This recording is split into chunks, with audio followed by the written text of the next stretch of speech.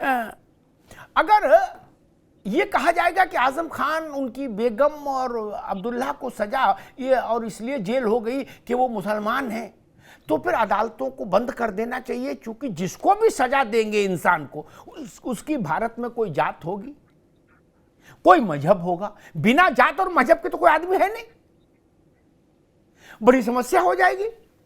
जी देखिए अमिताभ जी, अब तक तो आरोप ये लगता रहा है कि जाति के आधार पे, मजहब के आधार पे केस दर्ज हो गया है।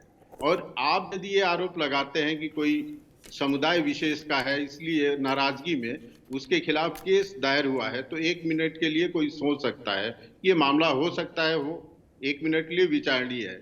लेकिन न्यायालय से फैसला आने के बाद और जिस मामले में आजम खान जी लोकल अदालत से लेकर सुप्रीम कोर्ट तक गए हो जिसको खारिज कराने के लिए और सफलता न मिली, और न्यायालय के फैसले के बाद ये कहना कि वो मुसलमान है इसलिए दंडित किया गया है, ये हास्यास्पद है। और अखिलेश यादव जी उत्तर प्रदेश जैसे बड़े प्रदेश के मुख्यमंत्री रहे हुए व्यक्ति हैं, उनको नियम कानून प्रशासन पता है, उनके मुंह से ये बातें शोभा नहीं देती। और वो पढ़े लिखे व्यक्ति हैं, विदेशों से भी जाके पढ़ाई की है। ऐसे व्यक्ति का कहना, जिसके ऊपर न्यायालय में ट्रायल चला हो, दोनों पक्षों को न्यायालय ने सुना हो, सुनने के आधार में फैसला दिया हो, उस अदालत के निर्णय को ये कहना कि वो मुसलमान है इसलिए सजा दी गई है, मुझे लगता है कि इससे हास्यास्पद कोई बात हो नहीं सकती है। थोड़ी भी नैतिकता होती तो वो कहते कि आजम खान को रिजाइन करना चाहिए, और जब वो निर्दोष हो जाएंगे तो उनको हम दोबारा अपनी पार्टी में लेंगे। लेकिन ये नैतिकता की आशा मुझे कम से कम समाजवादी पार्टी से किसी भी मामले में दिखती है। अब कहां से रिजाइन करें भाई, और कितना रिजाइन करें, रोज सजा हो रही है, जेल और घर के बीच में ही, और कचहरी, तीन ही जगह तो जा रहे हैं आजम भाई। क्या करें, कहां तक रिजाइन करें, कौन रिजाइन मांगे और कितना रिजाइन लिखे। एक मसला हो तो देखा जाए। तारिक खान साहब, बीजेपी के प्रतिनिधि जुड़ गए, मनोज पंडित जी, उनका भी बहुत स्वागत। तारिक खान साहब, इस तर्क को सुन के सबसे ज्यादा खुशी हुई होगी गाजीपुर वाले अपने,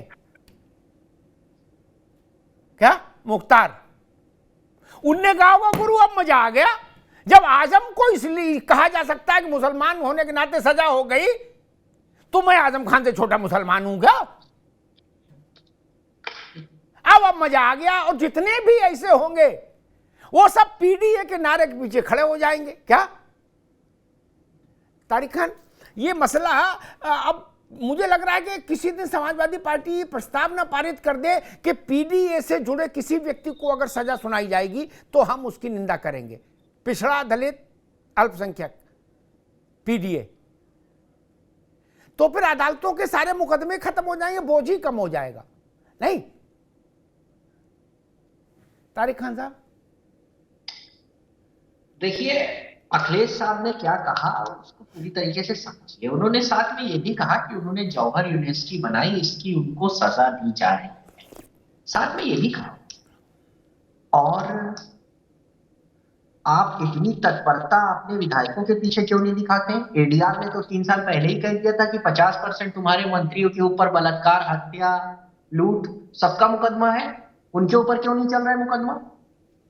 उनके ऊपर क्यों नहीं तेजी से ट्रायल हो रहा है? अच्छा, इसमें इस मामले में एक चीज और देखने वाली है, क्या सिर्फ आजम खान का परिवार ही दोषी है या 2 सर्टिफिकेट बनाने में और कोई भी दोषी है? कोई नहीं दोषी है। मुकदमा कौन लिखाता है?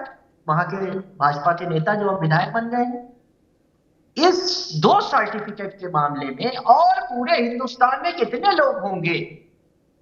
मैं भी हूं और आप भी हैं, और इन्हीं में से बहुत से लोग निकल आएंगे जिनके आधार पे कोई और डेट लिखी है और स्कूल में कोई और डेट लिखी है। सबको जेल भिजवाइए, एक एक भाजपा का नेता लगा दीजिए सबके पीछे और सबको जेल भिजवा दीजिए। अभी यही 3-4 लोग निकल आएंगे, यही 3-4 लोग निकल। नहीं, आप ये कह रहे हो जब सब जेल चले जाओ उसके बाद आजम खान की कुंडी खटखटाओ, ये कह रहे हो? अरे उनकी पहले खटखटानी तो कौन सा गुनाह हो गया भाई? मूली की चोरी करने वाले क्यों फांसी की सजा नहीं देते हैं? मूली की चोरी करने वाले, मान लिया मूली की चोरी की, फांसी दे दोगे अमिताभ भाई? मूली की चोरी पे फांसी दे दोगे? ठीक तारिक भाई, ठीक। तारिक खान साहब का आज तर्क उनके कन्विक्शन के साथ मैच नहीं खा रहा। प्रवक्ता है इसलिए बोलना पड़ेगा। वो भी समझदार व्यक्ति हैं, नौजवान हैं, वो जानते हैं कि मसला भाजपा का नेता रिपोर्ट लिखाए, चाहे सीपीआईएम माले का लिखाए और चाहे गैर राजनीतिक लिखाए, इससे कानून में कोई फर्क नहीं पड़ता। और केवल भाजपा नहीं, कांग्रेस के नेता ने पहले रिपोर्ट लिखाई थी, भाजपा वाले ने बाद में लिखाई, ये जान लो, पहले ये तथ्य। दूसरा, सबने किया हो, आप सबके खिलाफ मुकदमा लिखाओ। आजम के खिलाफ मुकदमा लिखाया गया, अदालत में उनने अपनी सफाई रखी, फर्जीवाड़ा पाया गया, जेल चले गए, काम खत्म, इशू क्लोज्ड। इसमें सपा बसपा भाजपा कांग्रेस मुसलमान हिंदू का क्या मसला। नंबर 3 कि आप अगर इस छोटे लोग बोलते हिंदू मुसलमान करने, कोई मैं समझ सकता था उनका उत्सुकता, लेकिन अगर इतना बड़ा नेता बोलेगा तो नजीर बन जाएगी। फिर तो जिस भी जाति धर्म के आदमी को सजा होगी वो झंडा लेके खड़ा हो जाएगा कि जी हम कुर्मी है इसलिए हमको सजा दे दी। वो कहेगा पहले सारे ब्राह्मणों को सजा दो पूरे विश्व के, तब हमारी बात करो। ब्राह्मण कहेंगे पहले सारे फलाने को सजा दो, तो हमारी तमाशा बना दोगे यार क्या मुल्क को। आजम खान, उनकी पत्नी और उनका लड़का लिखत पढ़त में दोषी पाया गया, जेल हो गई, इसमें काय का हंगामा मचा रहे हो। और इससे यूनिवर्सिटी का क्या लेना देना, उन्होंने यूनिवर्सिटी बनाई नहीं बनाई, ये तो विषय ही नहीं आया मुकदमे में कि आपने यूनिवर्सिटी बनाई कि नहीं बनाई।